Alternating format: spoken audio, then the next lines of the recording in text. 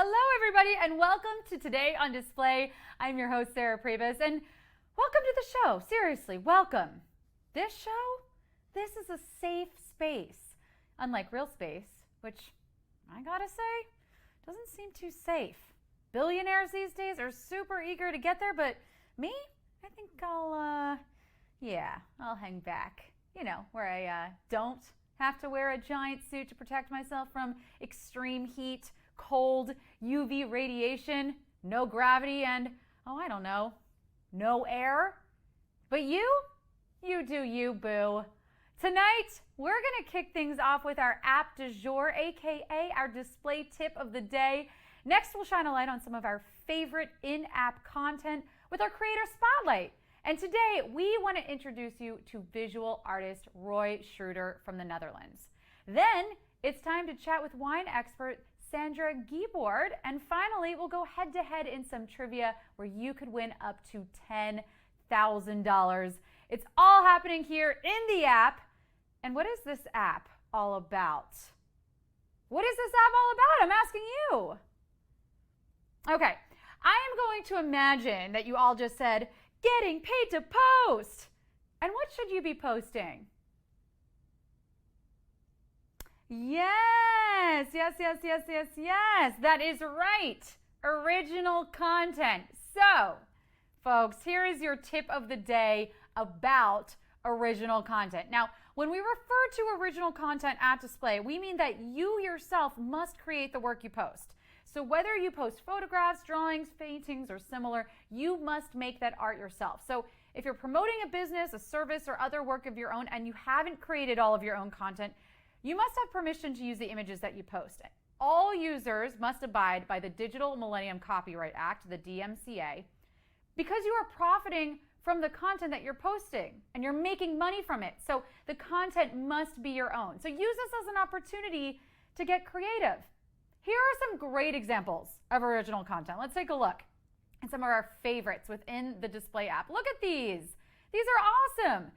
So as we scroll through, maybe these are some great tips to help you get started thinking in the right direction, right? So take your photograph from a different point of view or a new perspective. You know, for example, instead of reposting someone's beautiful plate of food, maybe take a photo of your own meal. Tell us the story behind it. Did you make it? Did you order it from your favorite restaurant? Why is it important to you? How did it taste? Who did you eat it with? What was the weather like or your mood? All of these questions help to convey a fuller picture of you. Now, original content can be anything that you created, from a how-to video of you changing a tire to a new magic trick to you writing in the sand to a selfie to a gorgeous nature photography shot with your mobile phone to a food photo in front of the mountains. Whatever. What makes you you? What is the story behind your post? It's all about authenticity and perspective. Think of it this way. There are millions and millions of photos posted on social media every single day. So how are you supposed to stand out in this crowded market? Well, one way is to invest more time in creating original content. Original content drives more social shares and engagement and helps you to be seen and recognized. So we encourage you to find your unique voice, experiment, and have fun posting your version of original content, whatever that means for you. Friends, stick around, because when we come back, we've got a Creator Spotlight with Roy Schroeder, an incredible visual artist from the Netherlands making incredible original content. Don't miss it. Welcome to Display Tips. Let's check out some of the key features of your home screen. On the top left is the Display TV icon. Tap it and see what Sarah Pribis and the Display TV entertainment team have created for you. It's always on 24/7. Tap the bell icon on the top right to check notifications sent to you, including friend requests, who's following, community invitations, and more. Watch for more tips on Display TV. Welcome back to Today on Display. I'm your host, Sarah Pribis. Here on Display, we are all about our creators. As you know, we are the social that pays. So of course, we've got to highlight some people doing an amazing job of this. And today it's none other than Roy Schroeder. So let's take a look at some of his content on display. Since 2007, Roy has been involved in street art and making paintings in public space. In 2012, He started his own business as an independent artist and did many different projects, traveling a lot, living abroad, working on behalf of municipalities, companies, neighborhood panels, and foundations to realize both large and small projects together, as well as creating his own work for himself. Now, Roy's work is mainly characterized by the graphic, illustrative approach, as you can see. In 2018, he opened the Sidewalk Gallery in the Netherlands. Here, artists who work in public space are given a stage and they show their work in the form of exhibitions with prints, screen prints, work on canvas. Above all, the Sidewalk Gallery is a place where young artists and interested parties meet. So not only is Roy creating his own incredible art, as you can see here, but he's also created a space for other artists to do so as well. We love Roy. Follow him on display at Roy Schroeder. You can see all of his art here, him in the act. He does a lot of cool time lapses. Let's take a look at one of them now and see from start to finish. Look at that. I actually think he's working backwards here. How cool is that? He really does such a good job of showing you behind the scenes, as well as all of the different kinds of art that he's making. And of course, the community that he's created in the Netherlands that is devoted exclusively to art. Again, he's on display at Roy Schroeder. We love him. We'll be right back with wine expert Sandra Gebord to discuss what's hot in the wine world this summer, as well as how to pair your vino with your favorite backyard barbecue staples. Don't go anywhere. Welcome to Display Tips. The bottom menu bar unlocks many rich features. Tap the home icon to refresh and bring you back to your newsfeed. To search for friends, tags, and discover new content, tap the search icon. Reaching out or receiving messages from friends and followers is easy and right here. Your profile gives you access to all things about you. Tap the Create icon to go to the media screen and create original content and even live stream. Watch for more tips on Display TV.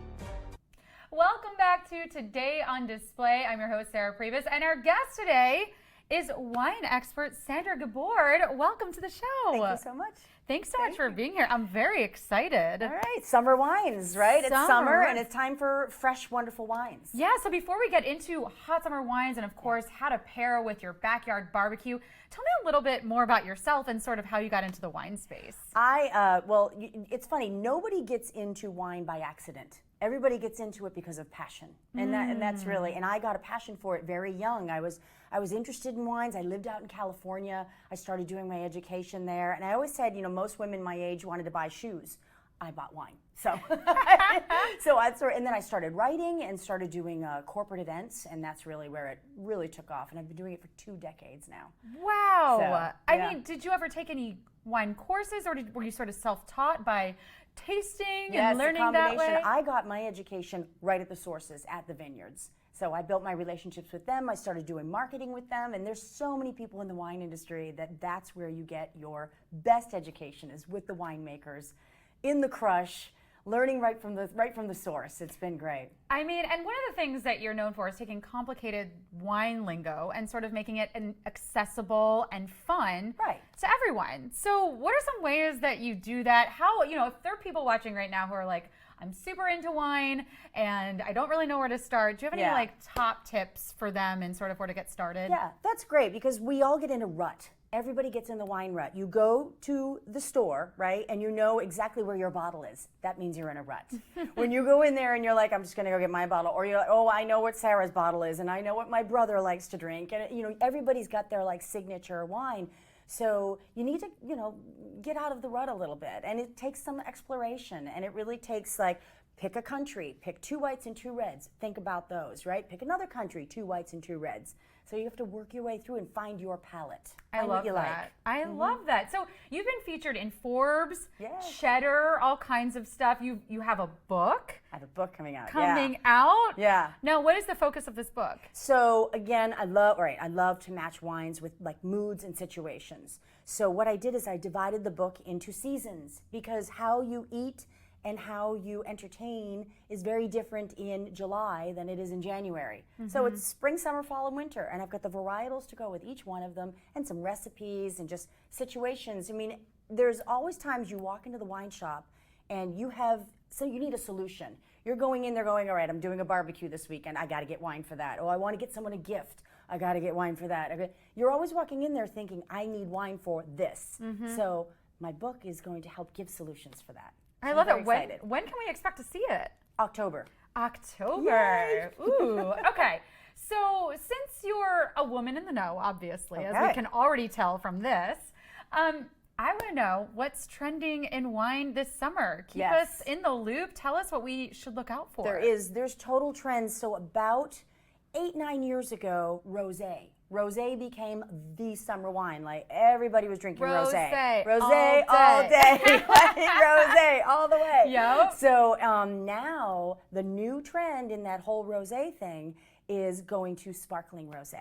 So you're going to be seeing a lot more sparkling rosés. So what is that? I brought one. I love it. Now the sparkling rosés are all over America. They're all over Italy, Spain, France. They come from everywhere. I brought this one because it's a personal favorite of mine. And I also like great deals with wine. You know, when you're churning, right, who doesn't like a good deal? Who doesn't like a good deal? So when you're learning about wines, you're exploring, you do not have to spend a ton of money. And you shouldn't be. You should be keeping it around 15 to 22. You really can get a lot of education and figuring out what you like right in that range. I like her. We're going to keep you around. So I picked this one, and it is from France. It's Gerard Bertrand, and they are an enormous vineyard. They have vineyards all over France. When you get a sparkling wine and it's not from that one little neighborhood called Champagne, it's called Crémant when it's all around the other area of France. So this is a sparkling Crémant rosé. Absolutely beautiful, an organic vineyard, which is nice. And you're going to see a lot more of that. All the vineyards are going organic, biodynamic. There's such a great, it's funny, like when you think of the new trends, it's going back to the old ways. Before we had all the pesticides, before we had all of the faux fertilizers and all the things that they were doing to manipulate the earth, everything's going back more organic and natural. So that's a great trend. I love that. Don't we like that? I mean, we don't want to be putting things in our bodies that we don't know what they're called, how to, I mean, that sounds great. And it reminds me a little of fashion, how everything sort of cycles back. So we're just going back to that. Now, what grapes are we looking at in a Crémant? Does it vary? So it depends on what area it's from. They can be Pinot Noir. They can be Pinot Noir and Chardonnay. I mean, really, when you get a Champagne, it's Pinot Noir and Chardonnay. So, of course, how this gets its color is it sits on the skins longer. So it gets that little rosé color. And what it does is it imparts, even with regular rosé, it imparts like a little bit of a strawberry or a watermelon wisp. But what's nice about the sparklings is they're acidic and the bubbles refresh your palate. So this is a really, don't just save these for special occasions. Like drink your sparkling wines and have fun with them because they're great with food. They're wonderful with anything like light cheeses, shrimp, all this like light food, shrimp tacos, all that kind of stuff. That's where you're going to want your sparklings. So again, this one is the Crémant. This one also has a cool story. This is hundreds of years old. They've been making wines. Thomas Jefferson used to get the Gerard Bertrand Crémants and bring them back to America. Well, it's a couple hundred years ago. Jefferson. I mean, sign me up. I mean, it's these are really, really wonderful. You're going to see a lot of companies, a lot of the Prosecco companies that everyone's familiar with, like Mio Netto and all of those. They're all coming out with pink sparklers because that's the big trend. So now, in terms of this, you mentioned some of the foods that you can pair with. Is there anything that you wouldn't pair this with?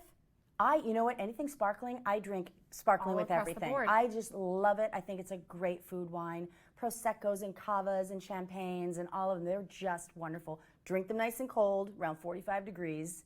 But no, I love them. I had sparkling rosé with oysters the other day. I was going to say, when in doubt, it sounds like if you're like, I don't know what to do, pull one of these out. You're going to look cool because it's trendy. Totally trend. It legitimately goes with anything that you're looking to pair it with. And of course, now if you want to sound extra informed, you have a little bit of a story. A little history, and it's organic. And like I said, all these vineyards are coming out. You know, Brad and Angelina have their vineyard, which we don't know what's going to happen with that one. But Brad came out with a sparkling rosé, because that's how cool it is. But the issue with his is it's $400. So, we don't need that. We need the one that's, like you said, 15 to 30 range. We like $20. You know, unless Brad's going to like deliver it to my house, I'm not can just spend $2,400. So I guess the one other question that I have left on this topic of sparkling rosé would be, we talked about, the Champagne region of France and that being the difference between obviously it being a sparkling, a Cremant versus a Champagne, but there are obviously Champagne rosés. What would be, like, aside from the region, is there any notable difference that you can say in just upon taste? If you were blind tasting something, would you say, I can tell the difference between this being a sparkling rosé or it being a Champagne rosé? Well, a Champagne rosé. So the difference, so the interesting thing is they're both done in the same method. So there's really two solid methods. There's a third one, but there's two solid methods to make a sparkling wine.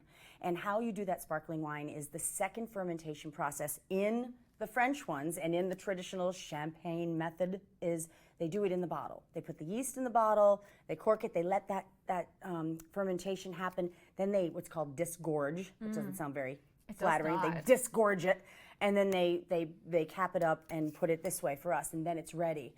The other way, like Prosecco, they do that second process in a big steel vat. And so what that does, when it's done with that second fermentation here, you're imparting a little more of that toasty, yeasty, gives it a little more of what they call toasted brioche. It's something that you want, yeah. And that sounds delicious. Right. And so that's why sometimes the Proseccos can seem a little sweeter or just a little more fruitier because they don't have that little bit of yeast, that toastiness in there. Very cool. Okay, now I know you have a second trendy wine this summer, so fill us in. All right, it's one that not a lot of people have known about, and it's coming around here a lot more. I discovered this wine. It's from Sardinia, Italy, and I discovered this. I started going there about 7-8 years ago in the summers. It's just an amazing place. And for anyone that doesn't know, what geographically, like, where is that located? So Sardinia, when you've got like the boot, there's Sicily down here. Above it is Sardinia. Sardinia and Corsica are right next. You can take a little ferry to go across the two of them. So it's up there. And this is the white wine when you go to Sardinia that you drink, and it's called Vermintino, and it tastes like the beach. It tastes like the ocean. It's salinity, citrus, bright, acidic. It goes with the foods there, the clams, the light pastas, the light cheeses. This one here, I love this. You can also find them. You'd be hard pressed to find a good Vermentino over $20. Like, these are $17, $15, $14 bottles of wine that are absolutely summer fresh, really, really great. So, in terms of grape, is this one of those varietals that it is Vermentino? Is the grape Vermentino? Yep. This is the Vermentino grape, yeah. And they're known for it. That's the white wine that they make in Sardinia. They make it also in Tuscany, and I've even seen a Vermentino in South Africa. So it's just that's the name of the grape, is the Vermentino. And pairings, talk to me a little bit about that. Yes, so again, light food. So the heavier the food, the heavier the wine, right? So the lighter the food. In the summer, we're eating fresh grilled vegetables, fish, shellfish, that's where you want like the light acidic wines that are going to be served nice and cool. If you're a big buttery Chardonnay fan, those big buttery Chardonnays can crush a meal. They're really huge, and they have their place, but not necessarily with very, very light cuisine. It will absolutely crush a meal. So the lighter the meal, the lighter the grape, and the fresher and more acidic the wine, the heavier the meal, the more richer and more buttery you can go with your whites, or even like more depth with your reds. So if I wanted to sound cool in describing this wine, I know we mentioned sort of the salinity, the beachiness of it. Yes. Are there any fruity notes or any stone fruits or what kinds of? It absolutely has like a pear note to it and white flowers. White flowers. I mean, it's pear, white flowers, it's citrus. I mean, I love this wine. I love this wine so much. So I'm always excited to show this to people. And this particular one? Yes, this is Oleanos, and this is about mid-country in Sardinia, right in the middle of the island, which if you're a traveler, now that we can all travel, put it on your list. It's amazing. I'm going to be there in 2 weeks. Y'all, do not go anywhere because we're not finished with Sandra. I still need to know how to pair my favorite barbecue foods with that vino. Yes. And I'm sure you do too. Then we've got trivia for up to 10K. Invite your friends. We'll be right back.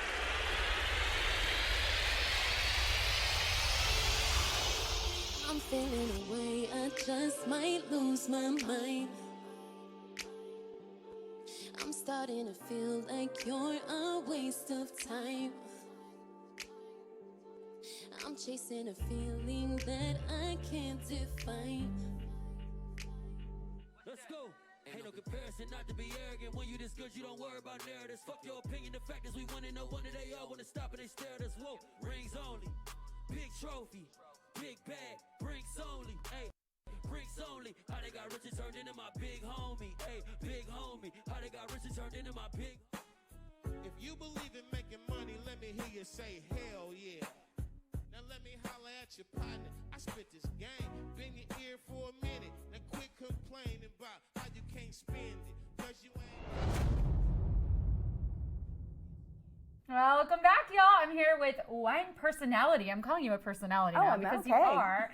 Sandra Gabord. We've just talked about sparkling rosé, Vermintino, and now we are heading to the backyard. Yes. Virtually, of course. We're not going to the backyard right now, but we're going to do a wine pairing with our favorite summer food. So I'm going to paint you a little picture. Okay.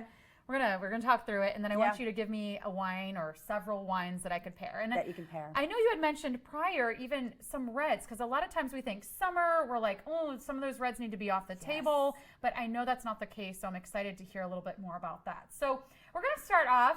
I've just made a little trip to my local fishmonger, if you will. We've got some oysters on the half shell, and I'm taking them with some mignonette and maybe some horseradish and fresh lemon. Yes. What should I pair with my oysters? Well, like I said, I did have some with the sparkling rosé just last week in New York, so that was amazing. But again, light, the Vermintino would go beautiful. Anything sparkling would go great. I mean, oysters and just something really, really light. Even a Sauvignon Blanc, especially if you have the mignonette, it's going to have a little bit of the vinegar in there and the little shallots, you know, that sort of thing. But again, if you go for that big buttery oaky chard, it's gonna crush your oysters. It's just gonna overpower. So light and fresh wine. I love that. Okay. Yeah. We're moving into sort of the grill. I'm smelling the smoke and the charcoal. We've got maybe some casual hamburgers and hot dogs on the grill. Casual hamburger hot dogs. Yeah, maybe even, what would you say? I've got hamburgers and hot dogs. I'm grilling them up. So there's a lot of spices, and it also depends what you're putting on your hamburgers, right? Some people do the bacon and the cheese, and then they've got mustards and all that. So you need something, again, bigger the food, the bigger the wine. So everybody just always goes for cabs. Everyone's like, oh, we're grilling, let's just get a Cabernet. And that's great. I think cabs are fantastic. We love a cab. Who doesn't love a cab? I mean, it's great. It's got the spice and it's got the weight to it and stuff. But you should think more maybe going to Syrahs. You know, they're a little more fruity and they've got that spice. And some of the ones here in California are big and sexy and kind of round. So they go great with the burgers because you've got tomato and pickles and all that kind of stuff. So you want your Syrah to go with that. I mean, and it sounds like my name a little bit if you just put the Syrah. I think we should call you that, Syrah. Okay, so what if we're still on the grill and we're doing something more like chicken, like we're doing some wings or chicken thighs or something like that? Yeah, that's where you can go with your big buttery oakies. Very cool. That's because you've got bigger chicken, you've got some marinade on there, you've got some char from the. That's where your big buttery Chardonnays are going to go in. Okay, and now I'm doing a seafood boil. Yeah. All right, we're doing crab legs, we're doing lobster tail, we're doing peel and eat shrimp, all the good stuff. What would you bring to that? I'm a rosé girl.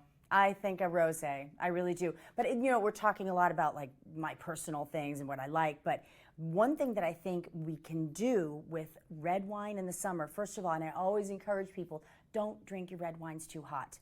You know, if it's 85 degrees outside and you're doing the hamburgers and the hot dogs and that sort of stuff, and you've set your Syrahs or your cabs out on the table, right, and you've got your white wines on the ice, well, those Syrahs and the cabs are going to turn into 75, 80 degree bottles of wine. It's too hot, right? So throw them on the ice too. Chill them down to like 55 degrees. It makes a huge difference. It brightens up the fruit. It absolutely, you'll notice the spice. Like you're missing out. You're missing out if you're not, even if you're in home and you're in your house and it's, you know, you've cooled your house off to 72, 74 degrees. That's still too warm for a red. Put them in the refrigerator. Like play with your temperatures. You'll find where you like it, but don't drink your red wines too hot. Warm. Yeah. I mean, I think that brings up a really great point too, because, you know, I did work in restaurants for a lot of years and people did prefer their wines at different temperatures or request certain things. And the other thing that I know, and I'm curious to hear your opinion on it, is that, we don't need to super chill those whites either, right? No, right. So your Chardonnays, you should not be drinking your Chardonnays as cold as you're drinking your sparklings or your Vermentinos or your Sauvignon Blancs. Your Chardonnay, those are down about 45 degrees. Your Chardonnays should be up near 55 degrees. Because what are you doing there? If you're drinking your Chardonnays too cold, you're masking those buttery things that everybody loves, that toasty, buttery, peachy, you're masking it. So if you've bought a really nice bottle of Chardonnay, make sure it's around 55 degrees. Don't pull it right out of the refrigerator, and you're just masking it a little bit. If it's a cheap Chardonnay, drink it cold. It doesn't matter. So, but if you bought something nice.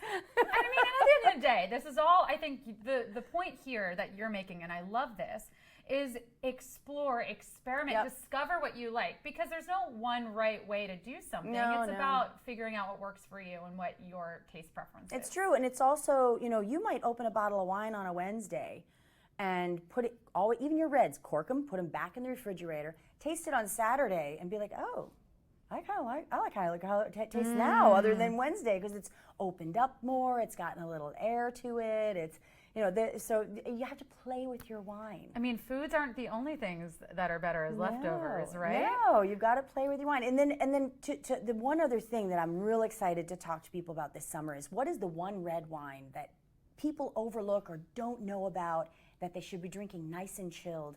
Is a Gamay. Which is so good. From the Beaujolais area of France, the Gamay is like juicy cherry, touch of cinnamon. It is so delicious and fruit bomby, but you drink it nice and chilled, and you have it with grilled salmon, grilled tuna. It's just a great summer red wine. I would also say, just to add on, like, for me personally, I discovered, a couple years ago, and maybe you already know this, but, it goes back to what one of your original statements was play with the regions. A Pinot Noir from California is not going to taste the same as a Pinot Noir from Burgundy. Completely different. So just because you don't like one particular wine from one region doesn't mean you're not going to like it from another. So definitely have some play fun. with your regions, because they have different styles, different terroir, as they call it. Terroir is like the land, the air, the precipitation. It's the whole feel of the whole place. So these grapes pick up the feel and the texture of the community, the grounds, how the winemakers make it. It's very, very different. Different wine styles in France than in California. So if you have a French, Burgundy, which if it's red and it's from Burgundy, it's going to be a Pinot Noir. If it's white from Burgundy, it's going to be a Chardonnay. These are all little things you don't know. Chablis is just Chardonnay. It's just from a little region in Burgundy, and I love Chablis. People think they're sweet. They're not. They're gorgeous. There's so much to learn. There's just, it is overwhelming. I get it. That's why I've been teaching these seminars at corporate events and large scale events, and it's just so fun to break it down to where it makes sense and fits into your life. Like I said, you go into the wine shop and you have a question. You you need a solution. You go in there, you're like, I've got a barbecue this weekend, or I want to bring a bottle to so-and-so's house, or it's my friend's birthday, or all of these are opportunities to have a solution, like a wine solution. I mean, and there's definitely some solution if you follow Sandra on Display, of course. So let's take a look at some of your posts in a game that we like to call Posted Up. Oh, wow. So just a reminder, you can follow her on Display at Sandra's Wine Life and learn a lot of this stuff. So if you're into it, you want to learn more, you want someone who can break it down into terms that are understandable, she's a great follow. She does lives, like she's saying, and all kinds of great resources like this book are coming your way. So I dug up a couple photos. Let's take a look at the first one that we have here. Okay, this is so cute. This is just like, is this your author photo? Because that's what it looks like it could be. Maybe I'll still change it to that. No. I think that was like a National Wine Day. You're just always posting like, hey, it's National Wine. There's always, every day is something. You look classic. I love it. If there was someone that I would trust to tell me about wine, it is that face and that pose. You just look like such a natural. Okay. I've had a lot of wine glasses. A lot of wine glasses. See, there you go. There's your lot of wine glasses. Yes. Is this a day in the office so for you? that is literally my job some days, where I'll have that. I think that day I had 14 bottles of wine sent to me from the Temecula region of California, which is way Southern California. And we went live with about all these vineyards. I think there were like 7, 8 winemakers on this. And we went live and tasting and back and forth and conversing and learning about all the varietals. And a varietal is just a type of grape. All the varietals that they're growing down there. So I love that. I love doing those. That is awesome. When a big box of wine shows up at your house, it's always welcome. Okay, what else have we got? I think, look at you down on Wall Street. What is this? Cheddar TV. Cheddar TV. Yep. What did you tell them about? Do you remember? I think that was Valentine's Day. I was talking about Valentine's wines, and again, I think I had a Prosecco there, and the other one was a Zinfandel, because we all put these big expectations on ourselves on these holidays, and they have to be so over the top. And I'm saying, you know what? Sometimes you just gotta keep it low key. Make a nice little pasta. Get some pizza. Like, keep it and then what do you want? You want like a big, sexy red to go with it. Something that's gonna go with chocolates or whatever. And I think that was a Zinfandel, which I think is, one, great with chocolate, yes, but two, it's great with barbecues. There you go. Zinfandels, if you want to bust out of the cab thing, go for the Zins. They're great. I love great that. for barbecues. Okay, we got another one. All right, you were in Forbes. What is this all about? 3 women entrepreneurs are crushing it. I love it. And they featured 3 of us women that are in completely different industries. And I'm just so honored to be in Forbes magazine. I was just thrilled. So they asked me basically how I pivoted my company during the pandemic, because I used to do, of course, everything in person. We did all in-person events for all my large clients, which are big financial institutions. And then I switched to virtual. And I realized how valuable this is, to be virtual and have maybe 20 guests and have an intimate experience. I'm doing one tomorrow night where I have 2 opera singers that are friends of mine in London, and we're going live. They're doing 3 songs from 3 different operas, and I've matched a wine with each opera. Wow. And that's going to be an hour and a half, and I'm so excited about this one. This is really going to be great. I mean, it sounds like you've really made wine your world. I love that, it's sort of, again, the moods, the circumstances, the events, the moments in life that you're bringing the wine along for. So it's just a great excuse. It's a great excuse to try something new. Yeah. Right? If you're having a girls' brunch, definitely try the Sancerres if you haven't. Sancerre is just Sauvignon Blanc from that one little region, but you need to, figure out what varietal you like from where, and play with it. Play with your temperatures. Play with them, how open they are. I love telling people get a really inexpensive cab, right? And get 3 of them. Open one on Sunday, let it air for a while, and then cork it up and put it in the fridge. Open one on Wednesday, let it air for an hour, cork it up and put it away. And then open one on Saturday, open all 3 of them and taste them and see how you like your wine. Yeah. And play with it. I love that too. And then look at this. This is this is not a sparkling. This is a still rosé. You can tell from the bottle. This is, yes. Do you remember what this is from by any chance? I can't remember exactly, but that is Chateau d'Auberne Romance Rosé. And I'm actually going to Cannes this Friday, and I'm shooting at Chateau d'Auberne, and I'm going to go live on display. But it's a Relais Chalet property, which is amazing. And I'm meeting and interviewing the head winemaker there. So we're going to go live. Yeah. Wow. So y'all do not miss this, Sandra. This has been so insightful and fun. Thank you so much for coming on. Don't forget to follow her on display at Sandra's Wine Life. Y'all, we'll be right back to spin the wheel for trivia. Will it be 10K? Let's find out. Welcome to Display Tips. Let's get introduced to Profile.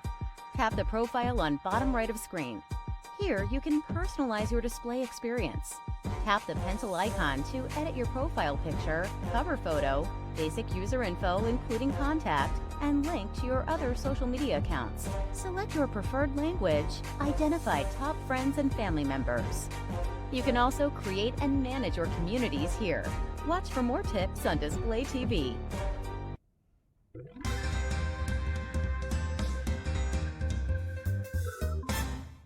She's wearing a coordinated set, folks. Are we going to a picnic? No, we are playing trivia. Yes. All right, so here's how it's going to work. I'm going to spin this wheel to determine the jackpot that we are playing for tonight. As you can see on the wheel, we've got $1,000 slots, $2,500 slots, and of course, the $5,000 slot. Now, whatever we land on, that's going to be your prize. All you got to do is stay exactly where you are. Later on, the questions are going to pop up on your screen. You're going to have 10 of them. You're going to try to answer all of them. If you get them all right, you get a piece of the prize, which is, let's find out. Here we go. Let's spin the wheel.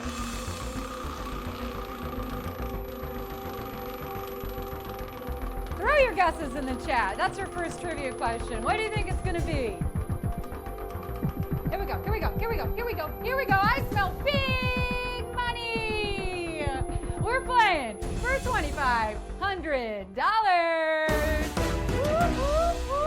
All right, like I said, you're going to stay exactly where you are. Later on, everything's going to come to you. And if you get them all right, you win a piece of that $2,500 prize. Stick around. We'll be right back with more Today on Display. Hey, I'm Tiki Barber, former University of Virginia student athlete and also former New York Giant running back. I can't tell you how excited I am to announce the partnership between Influencer and Display. So what's Display? Display is social that pays. This revolutionary social media app is changing the game for college athletes, and now it's your turn to play. Welcome to the brand new world on social media. Welcome to Display. Social that pays.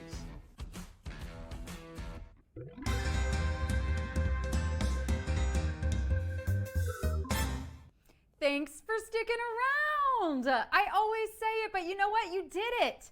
You really, really did it. You're still here. Woohoo! All right, welcome back to Today on Display, and welcome to Display Trivia. Are you ready to show what you know? That's right. It's almost time for your turn in the spotlight. Don't be shy. You're the smartest smarty pants I know. And trust me, that is pretty crazy because I own several pairs of jeans with IQs of 130. Tonight's pot is $2,500. And here are the rules. You'll have 10 seconds to pick your answer. And choose wisely, because once you tap, there's no going back. If you miss one, you will no longer be eligible for the cash prize, but stay in the game because you can keep playing along for fun. 10 questions, 10 answers. You ready to do this? Here we go. Question 1. Which of the following is not a food? Potato, muffin, door. Which of the following is not a food? Potato, muffin, door. Any foodies in the game tonight? Better yet, any social media foodie photographers? Y'all get some amazing shots, but let me ask you this. Do you ever really enjoy the food? Like really taste it? You know, like savor the flavor? Do you even eat it all? I only do it for the gram if there's a s'more involved. Do you catch my drift? Like the food is lucky if I even take a full look at it before I dig in. I adore food. I adore it. And although food is one of my gateways to happiness, I don't think I'll be dining on doors anytime soon. Maybe indoors or outdoors, but definitely not on them. Let's see where this quiz is taking us. Question 2. Select the incorrectly paired set of opposites. Up, down, in, out, left, south. Select the incorrectly paired opposites. Up, down, in, out, left, south. What's your take on opposites? Are they cute or are they codependent? East and West go together nicely, true, but also like, I don't know, spend some time apart every once in a while. Guys, you know, maybe study abroad in college or go get a tattoo. Figure out who you are without your partner. Unless you've partnered up to play trivia tonight, 2 heads are always better than 1. Unless you're a pimple. Then, ugh. But seriously, invite a friend, make 25 cents for doing it. And you're closer to that coin if you tapped left, south. Let's do question 3. Which is not a New York City borough? Brooklyn, Santa Monica, Queens. Which is not a New York City borough? Brooklyn, Santa Monica, Queens. Hey, I'm walking here. You would hear this phrase in all of these places except one. In that one, you might hear, hey man, surf's up. Come on, New York City, home of Broadway and the Empire State Building and the Statue of Liberty and Times Square and the best bagels on the entire planet and Pizza Rat. Am I helping you at all? Okay, here's 2 shows that take place in the Big Apple. The King of Blank and blank 99. Okay, if you didn't get it from that, I can't help you. Santa Monica is not a New York City borough, but you are moving on to question 4. Which of the following fractions has the highest value? Half, third, fourth. Which of the following fractions has the highest value? A half, a third, a fourth. Fractions were always my favorite part of math in school because the teacher always used pi to explain them. And no, not lame math pie, P-I pie. I'm talking good old buttery, crispy, all-American apple pie, damn it. If the cherry pie is cut into eighths and Sarah Pribis eats an eighth and then goes back and eats another 3/8, why did she eat half the pie before any of her guests even arrived for Thanksgiving? What? It was really good. You would do the same. Half is the highest value here, and it's adding value to your score if you got it right. Question 5. Which is not one of the colors traditionally used in a Rubik's Cube?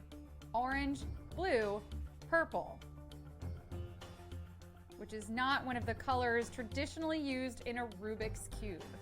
Orange, blue, purple. Yes, it's a 3D puzzle, but you don't need to wear those goofy looking glasses. I mean, you can if you want. I definitely won't stop you from wearing them. But they're not going to help you solve the puzzles, what I'm trying to say. Most glasses make you look smart, but wearing 3D glasses outside of a 3D movie or the new Spider-Man ride at Disney, just plain silly. Okay, don't be silly. Take off the specs. Pick the right answer.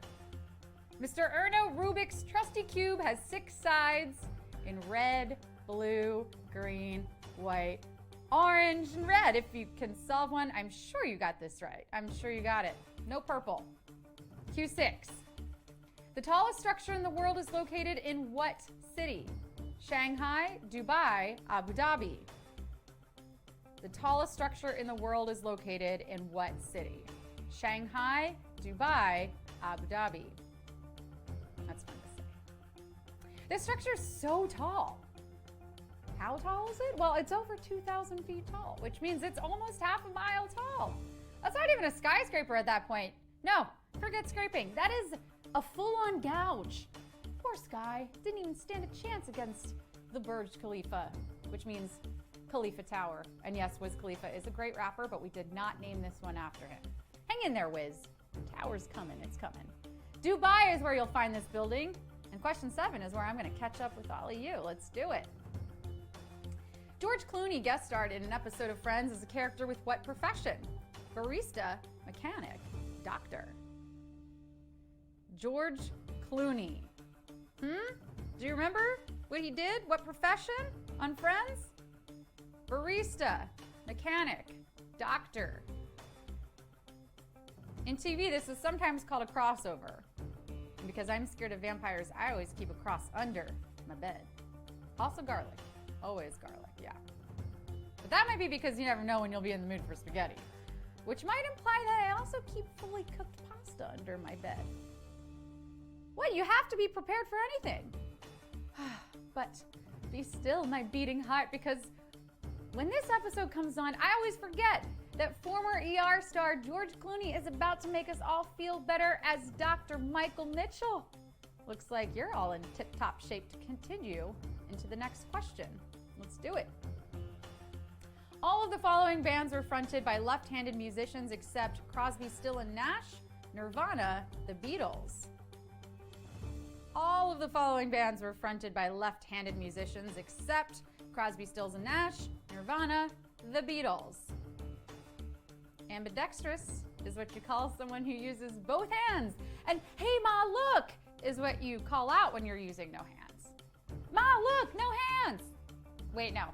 Hands back on the phone, okay? I don't want to drop mine in. You need them to pick the right answer. A lefty not on this list is Jimi Hendrix.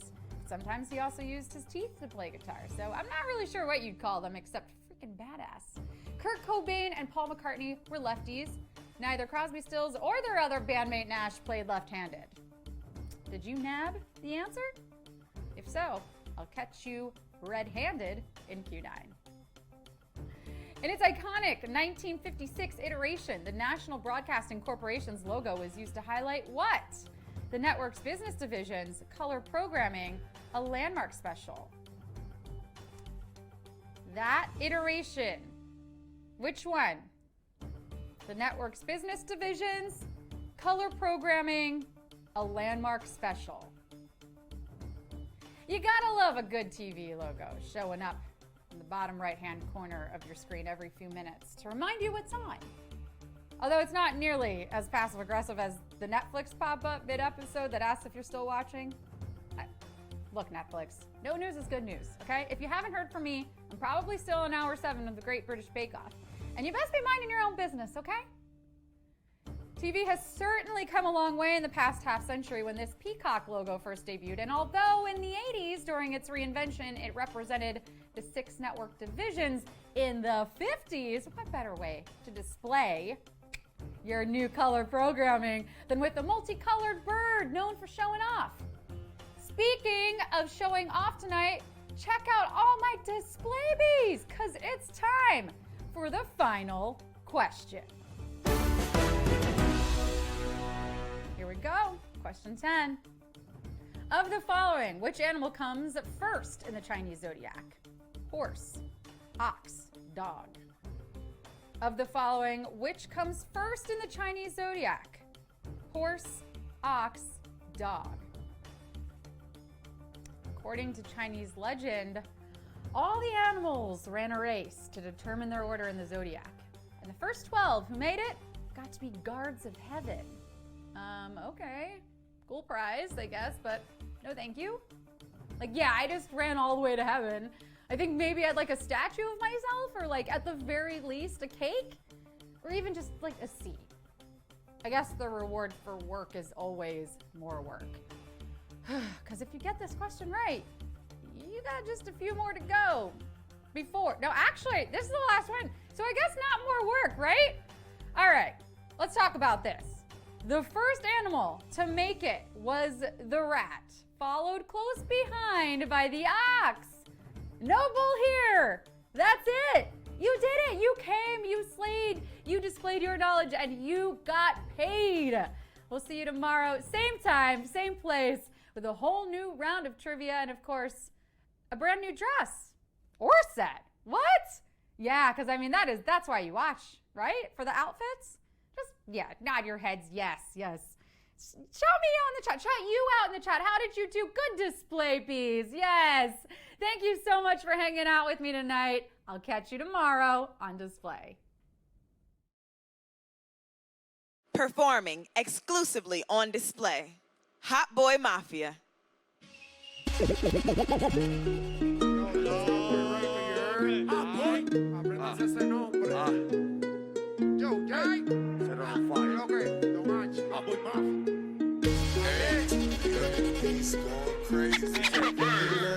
Yo quiero, en mi corazón todo gatillero. Empecé fue regando todo Grammy, pero ahora me